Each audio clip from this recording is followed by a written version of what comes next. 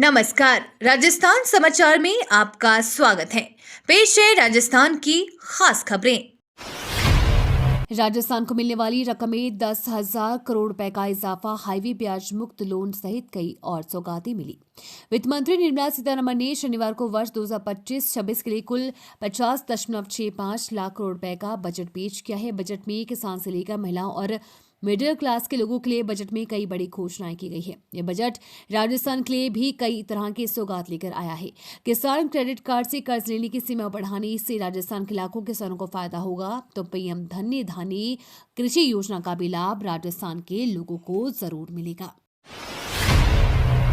केंद्रीय बजट में लाखों विद्यार्थियों के लिए खुशखबरी। केंद्रीय वित्त मंत्री निर्मला सीतारमण की ओर से शनिवार को पेश केंद्रीय बजट में आईआईटी मेडिकल प्रवेश परीक्षाओं की तैयारी करने वाले लाखों विद्यार्थियों के लिए खुशखबरी है। बजट घोषणा के अनुसार वर्ष 2014 के बाद स्थापित हुई आईआईटीज में 6500 सीटें बढ़ाई जाएंगी। इन संस्थानों में इतने विद्यार्थियों के इंफ्रास्ट्रक्चर डेवलप किया जाएगा। विदित है कि 2014 में देश में 7 नई आईआईटी शुरू की गई थी। इसमें हैदराबाद, इंदौर, गांधीनगर, जोधपुर, मंडी, भुवनेश्वर और पटना शामिल है। इन आईआईटीज में विद्यार्थियों के अब रहने एवं अन्य समस्त सुविधाओं का विस्तार होगा। मॉडल की तर्ज पर राजस्थान की पहली लैंड पुलिंग योजना, जेडीए ने शुरू किया विकास कार्य। गुजरात मॉडल की तर्ज पर राजस्थान की पहली लैंड पुलिंग योजना पर काम किया जा रहा है। योजना के तहत किसानों और खातेदारों को जमीन अवाप्ति के बदले 45% जमीन मिलेगी। जयपुर विकास प्राधिकरण की ओर से अगले कुछ महीने में योजना के 18 और 24 मीटर की सड़कों का निर्माण किया जाना प्रस्तावित है। इस पर तकरीबन 28.60 करोड़ रुपए खर्च होंगे। कमर्शियल गैस सिलेंडर उपभोक्ताओं को राहत, दामों में 6.50 रुपए की कमी। कमर्शियल गैस सिलेंडर उपभोक्ताओं को राहत मिली है। कमर्शियल गैस सिलेंडर के दामों में 6.50 रुपए की कमी हुई है। वहीं घरेलू गैस सिलेंडर के दाम यथावत रहेंगे। घरेलू गैस सिलेंडर 806.50 रुपए प्रति सिलेंडर है, जबकि कमर्शियल सिलेंडर की कीमत में 6.50 रुपए की कमी हुई है। जयपुर में कमर्शियल गैस सिलेंडर अब 1825 रुपए का इजाफा हुआ है। बीकानेर हाउस अब कुर्के से मुक्त, भजन ला सरकार की बड़ी कानूनी जीत। राजस्थान सरकार को बीकानेर हाउस को लेकर पटियाला हाउस कोर्ट से ऐतिहासिक कानूनी जीत मिली है। अतिरिक्त महाधिवक्ता श्री मंगल शर्मा द्वारा दायर याचिका को कोर्ट ने स्वीकार कर लिया और बीकानेर हाउस की कुर्की को रद्द करते हुए राज्य सरकार को राहत प्रदान की। राजस्थान की ऐतिहासिक धरोहर बीकानेर हाउस अब सरकारी नियंत्रण में बनी रहेगी।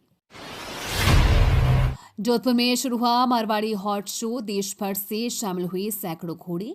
जोधपुर में 10वां 2 दिवसीय ऑल इंडिया मारवाड़ी हॉट शो शनिवार को हुआ। ये show all India Marwari horse society Jodhpur और Marwari horse book registration society of India के संयुक्त तत्वाधान और प्रयास से Maharaja Gajju Singh sports foundation polo ground पर आयोजित किया गया। शो की शुरुआत पूर्व नरेश गरज सिंह ने अश्वदेव रेवंत की पूजा अर्चना से की। जयपुर लिटरेचर फेस्टिवल में पहुंचे ब्रिटेन के पूर्व पीएम ऋषि सुनक। सुधा मूर्ति बोली, अक्षता इज माई टीचर। ताली बजाते देखे नारायण मूर्ति। राजस्थान की राजधानी जयपुर में चल रहे 18वें लिटरेचर फेस्टिवल के 30 दिन ब्रिटेन के पूर्व प्रधानमंत्री ऋषि सुनक एक खास कार्यक्रम को देखने पहुंचे। फेस्टिवल में माई मदर माई लाइफ नाम के सेशन में ऋषि सुनक की पत्नी अक्षता मूर्ति और उनकी मां सुधा मूर्ति के बीच परिचर्चा हुई। सुधा मूर्ति के पति और इंफोसिस के संस्थापक नारायण मूर्ति भी इस सेशन में मौजूद रहे। राज्यसभा सांसद और बच्चों के लिए किताबें लिखने वाली सुधा मूर्ति ने इस दौरान राजस्थान के कोचिंग सेंटर कोटा में आत्महत्या की बढ़ती घटनाओं के बारे में अपनी राय प्रकट की। जयपुर लिटरेचर फेस्टिवल में नोबेल पुरस्कार विजेता वेंकी रामकृष्णन ने बताए लंबी उम्र के राज। नोबेल पुरस्कार विजेता वेंकी रामकृष्णन ने जयपुर लिटरेचर फेस्टिवल के मंच से लंबी उम्र जीने के तरीकों पर चर्चा की। उन्होंने बताया कि ब्लड कैंसर और ब्लड डिसऑर्डर के इलाज के लिए अब स्टेम सेल पर शोध किया जा रहा है, जिससे व्यक्ति की आयु बढ़ाई जा सकती है। उन्होंने कोलेस्ट्रॉल और डायबिटीज को नियंत्रित रखने के लिए हाई कैलोरी और फैट युक्त डाइट से बचने तथा नियमित व्यायाम करने की सलाह दी। बजट 2025 में राजस्थान के किसानों को नहीं मिली राहत, सरसों और जीरे पर कोई घोषणा नहीं।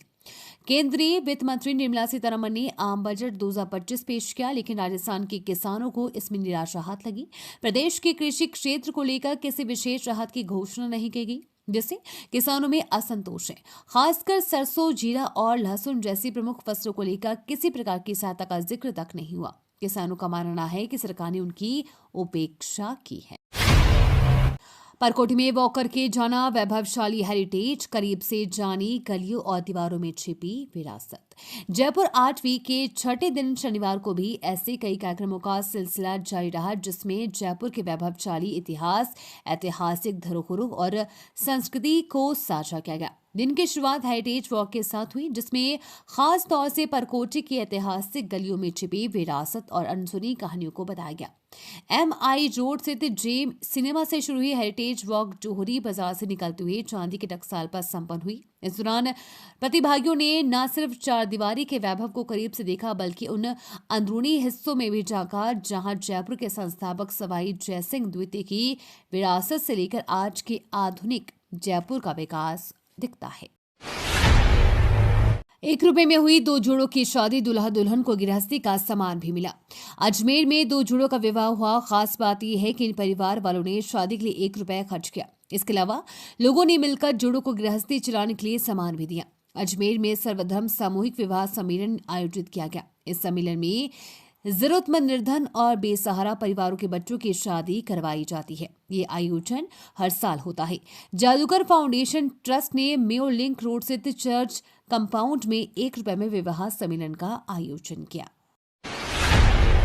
आरबीएम अस्पताल शराब पार्टी मामले पर गृह राज्य मंत्री की चेतावनी, कठोर कार्रवाई के निर्देश।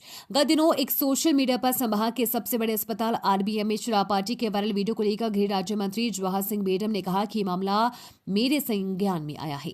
जिला कलेक्टर से इस मामले को लेकर बात करने को कहा है। किसी भी विभाग का कोई भी स्थायी और अस्थायी अधिकारी या कर्मचारी हो, उनको जनता के प्रति जवाबदेह रहकर काम करना चाहिए। यदि कोई भी गड़बड़ी करेगा तो उसके खिलाफ निश्चित रूप से कठोर कार्रवाई की जाएगी।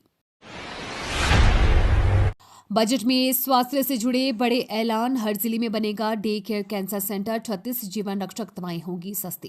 केंद्रीय बजट में वित्त मंत्री निर्मला सीतारमण ने स्वास्थ्य क्षेत्र से जुड़े कई ऐलान किया है। सरकार ने कैंसर और दुर्लभ बीमारियों के रोगियों को बड़ी राहत दी है। सरकार ने 36 जीवन रक्षक दवाओं को बेसिक सीमा शुल्क से पूरी तरह छूट दी है। इसके अलावा 37 और दवाओं व 13 नए रोगी सहायता कार्यक्रमों को भी बेसिक सीमा शुल्क से छूट दी गई है। वहीं 6 जीवन रक्षक दवाओं पर 5% शुल्क का ऐलान किया गया है।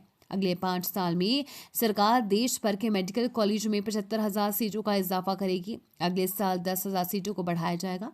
सरकार अगले 3 साल में सभी जिला अस्पतालों में डे केयर कैंसर केंद्र स्थापित करेगी। वर्ष 2025-26 में 200 केंद्रों की स्थापना होगी। शिक्षकों ने ठानी तो बदली जर्जर स्कूल की तस्वीर, अब स्मार्ट क्लासेस व सीसीटीवी कैमरे से लैस। वल्लभ नगर ब्लॉक के राजकीय उच्च प्राथमिक विद्यालय मावली डांगियान का जर्जर भवन अब सभी से लैस होगा, जगमगा रहा है।